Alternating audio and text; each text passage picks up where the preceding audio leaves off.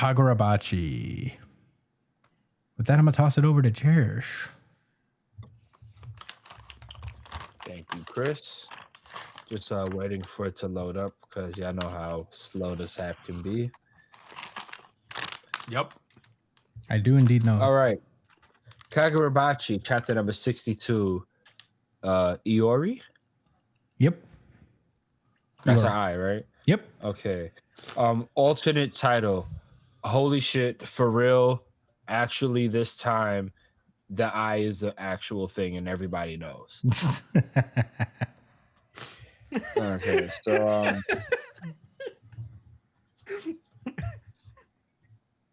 everybody last week, yeah, for sure. It's confirmed without a shadow of doubt. No pun intended. So last week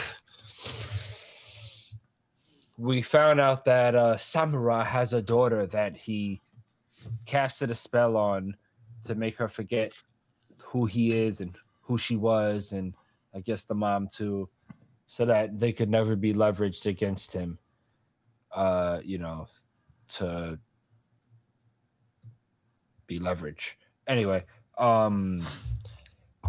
this week we cut to Iori in her school. She's saying good morning to her friend, to her mom. Oops, his friend. And she's like, oh, my dad left before I was born. My mom raised me all by herself. As her mom were just sharing breakfast, she's like thinking to herself, and she's like, oh, it was basically an ordinary morning, except, violence was on the rise. And 3 days earlier, a weird thing had blacked out the sky. Yeah, he's watching.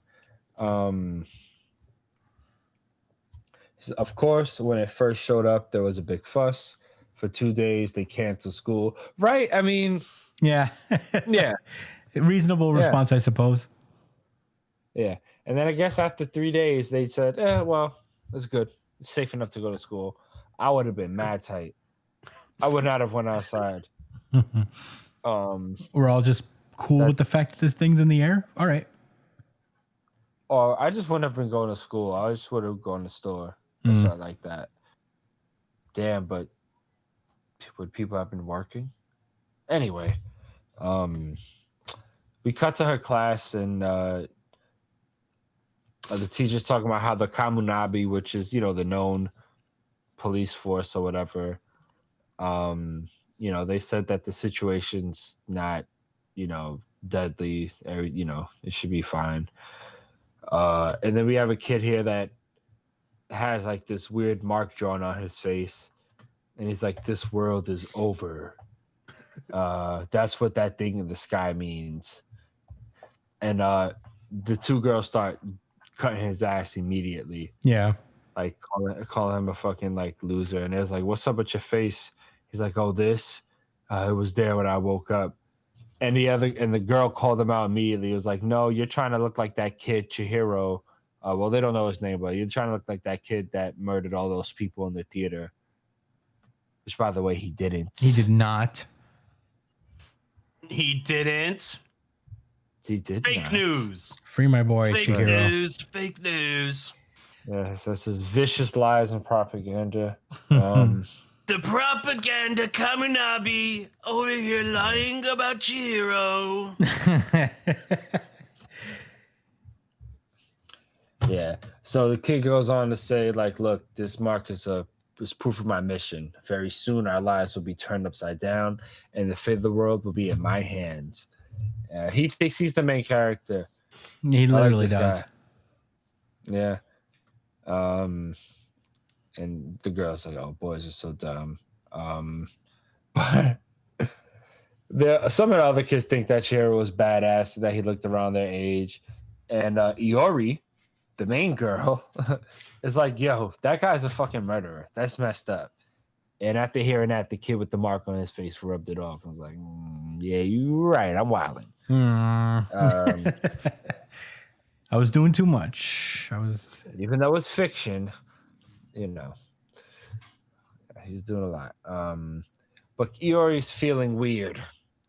She thinks that she's been having these weird vibes ever since the eye came in the sky. Weirder than normal weird that you would feel from an owl eye being in the sky watching you. Yeah. Like some memories from the past that she can't quite access, right? And the kid that had previously had the mark on his face, the main character is like, yeah, it's a sign that you've been chosen too. Like his name is Ikura. Would you shut up? And he's like, oh, lots of things cause insomnia, like stress. If something's bothering you, like an eye in the sky. Like a giant owl eye in the sky. But I guess I'm not letting that go. No. No. And Iori just starts to, like, as she looks up into the sky, she has an image kind of projected into her mind of holding somebody's hand. Samura. Her father. And then we see that, a lock and chain express how she's like, she can't go any further. Like a TV cutting off. Or like when you're watching YouTube and you go underground on the train, or like Instagram, you know how you can only see a little bit of the video. You try to keep like going back to see if more loads, and it's just the same. I want to note that one of the chain links actually breaks. You have to zoom in kind of to see it, but one of the chain links on the lock like breaks a little bit. The one on the upper left. Yeah, you're right. Yeah, that's interesting. I didn't see that. I didn't notice it until just now too. Yeah. Iori starts like getting all insecure, and she's like, oh, like, what if this guy's having some type of effect like only on me? And her friend is like, okay. Okay. She's like, you're letting this weirdo Ikuru get to you. And he's like, oh, want to join the battle for justice? And as her friends are like, making light of the situation, Iori notices like a man standing by the gate with like this robe on. It's actually the sorcerer we've seen that's part of the Hishaku from last chapter, that's carrying around a special sword. Anyway, somebody like a security guard goes to meet him at the front, and we see the samurai's hands move so fast, like kind of blurring, and then he drops and he's dead. Immediately the samurai guy, the sorcerer, jumps through the window, and he's like, what year is this class? And he's like, second year, bingo. He's like, I'm looking for Samura. What class is she in? And then like his accomplice Hishaku member is like, oh, that wouldn't be her name. You know what I'm saying? Like, you sound fucking dumb. Like, idiot. But yeah, like we don't have any photos or nothing either. But we do have a specific way, and it's by her tasting people's blood, yeah. Interesting. So she's gonna taste every girl in this class. Terrible phrasing. Yeah. Yeah. Terrible phrasing. That was pretty bad. Anyway, Ikuru, who believes he's the main character, gets up and he's like, yo, like, what are you talking about? Killing people? Like, like you wilding. Like, you could have killed somebody coming through that glass. And the sorcerer's like, yo, we can kill the boys, right? Like, you only need to keep the girls alive. And right as that happens, Iori jumps in the way, knowing that she wouldn't get killed because she's a girl. And she's like, Ikuru is like, why? And she's like, that's for standing up for us, But seriously, like, cut it out. You're gonna die. Relax. You're a side character. Fade. Yeah, you caught that, right? That was nice. So he was like, damn, why is this happening? No, times 10. And out of nowhere, the mini ninja guy with his suit on it's like, excuse me. And in the next moment, Chihiro pulls up with his sword, in an attempt to slice off the head of the Hishaku sorcerer. Based. Which he blocks like really quickly, to Chihiro's surprise. As I'm sure all the kids noticed that, that's the kid from the TV that murdered all those people, supposedly, allegedly. I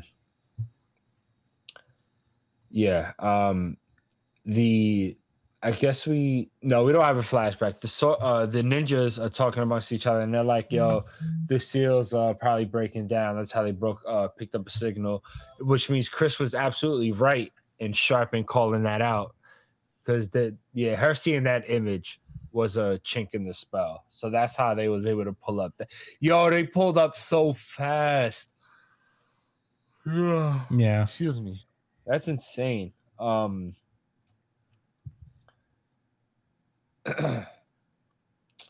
Anyway, the short one is thinking to himself like, it has to be something external, like the influence of the owl. Like, that can't just be it. Like, the girl has no memory of Samura. There's nothing that could be. What is it? Gearing it? What? I think he meant gearing. I think Triggering it? Gearing it. He said Gering. Oh, triggering. Sorry, guys. Wow, that was a little slow. Anyway, Try gearing it.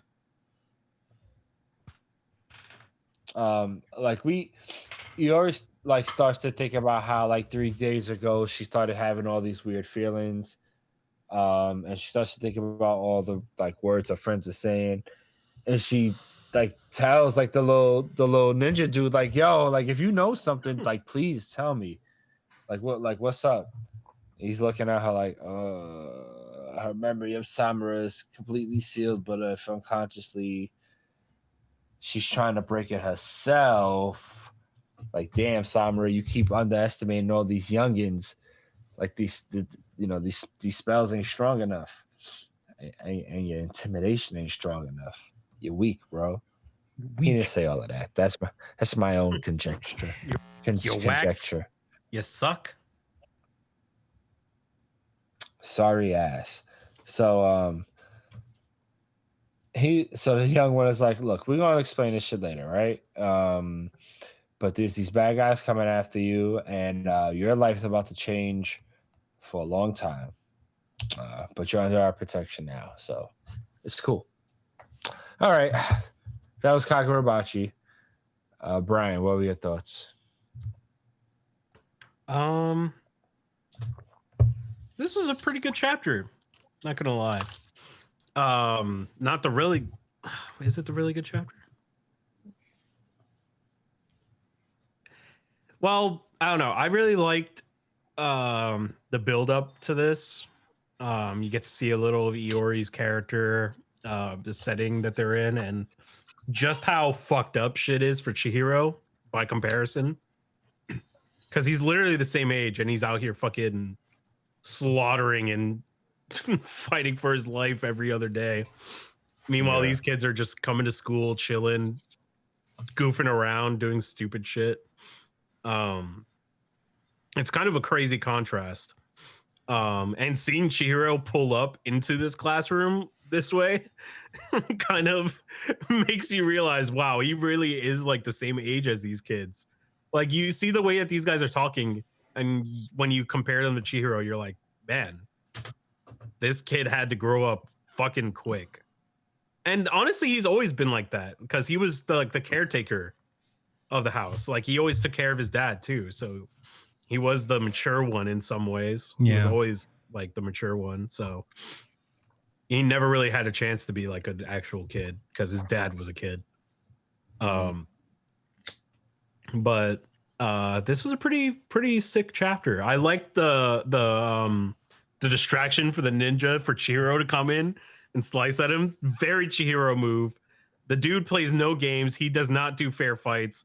He wants to take care of the problem as fast as possible, Mhm. especially in a room filled with like civilians and children. And Yeah. shit. So he tried to take this guy out as quickly as possible, but the dude had his wits about him. It was, you know what, RGC, fuck it. I talked myself into it. This is so fucking I cool. want to say for the record, this is also my really good chapter of the week. Yeah, this is my OGC as well. Oh my god. Unified RGC. Unified Is this you?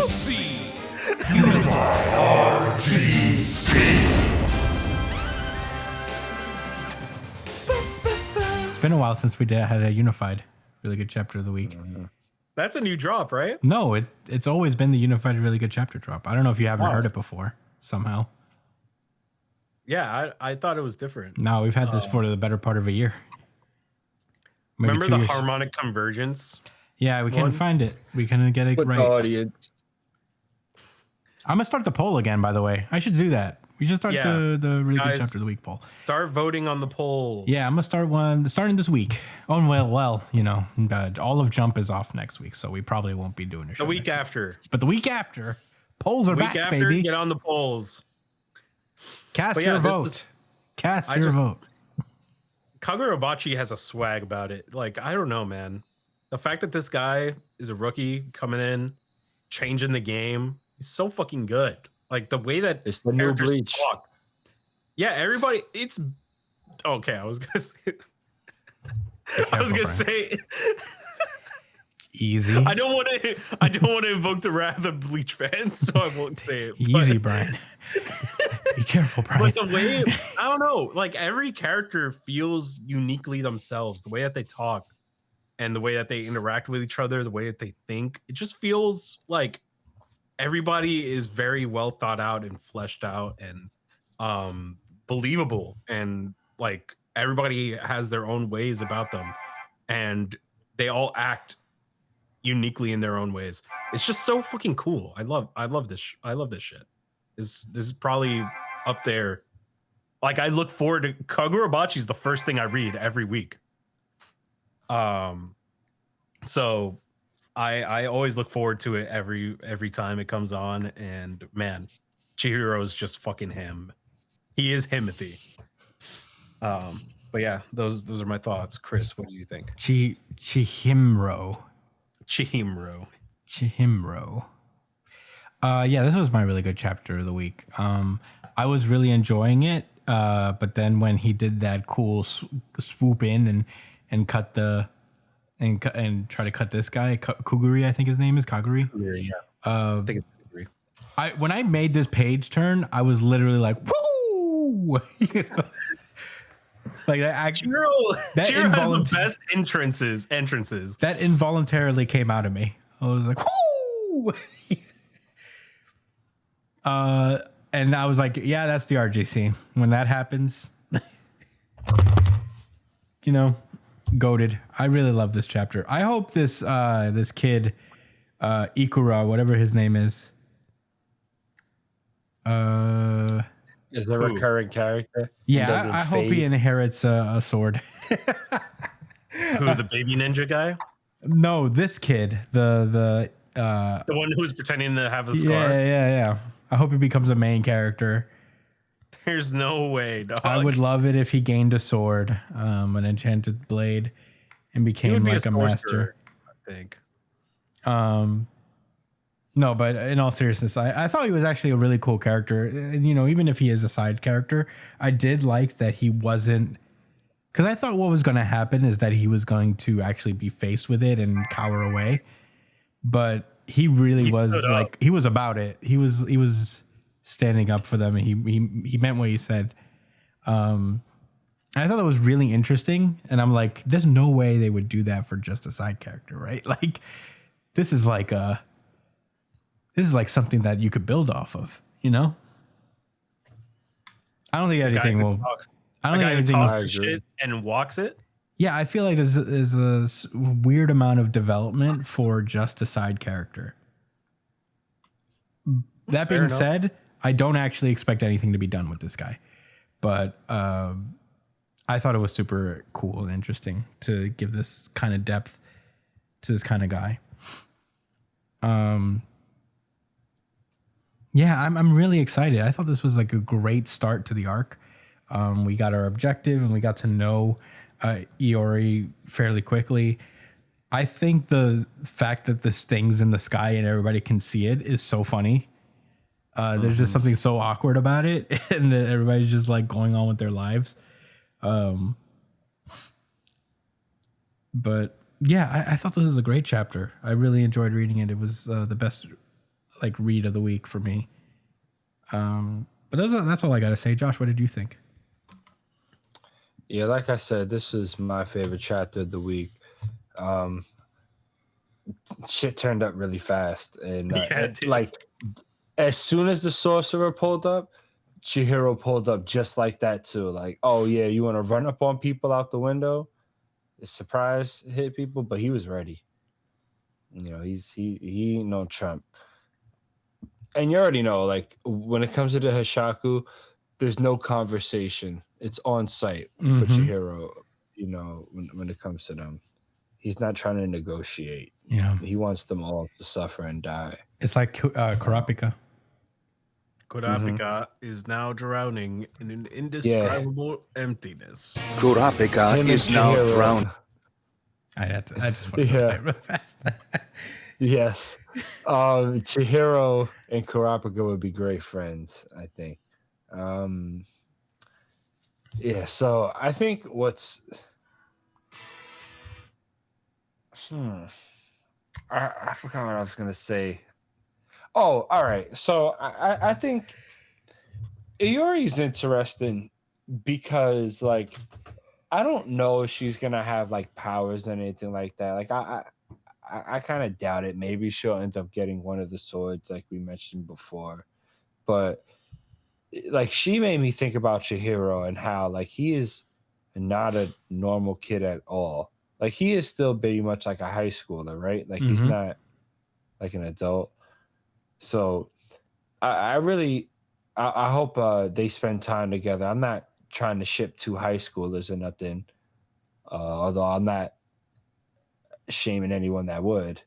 But I do think it'll be cool to see how they interact with each other because he's kind of awkward and stoic, you know what I'm saying? So maybe she'll bring some more personality out of him. They both have a strong resolve. I'll say that much though. Strong resolve. Because I feel like Chihiro would have done the same shit she did. If put in the same she thinks murder's messed up. Yeah, she does. Yeah, that was so smart, her jumping in the way like that. Yeah, that was actually a pretty cool moment for her. Like I was like, oh wow, yo, this girl really do fucking have some fucking cojones.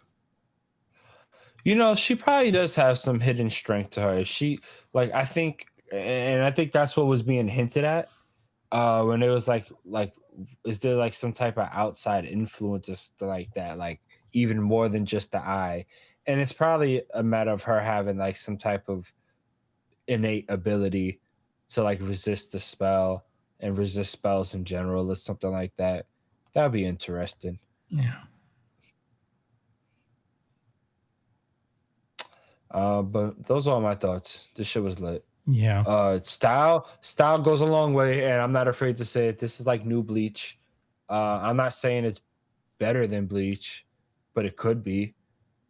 It could excel in, you know, in places Bleach didn't, while still carrying the style. Listen, I'll talk as much shit about Bleach as I want, but I could also acknowledge it was a great series and had so many cool points to it. Definitely. Even towards the end, it had cool points. Even the shit I got upset about, I still thought was kind of cool, right? So, there. Yeah. All right. Well, are we ready to move on? Yeah. All right. Kagurabachi. Great chapter. Kags. Kegs. Kegs.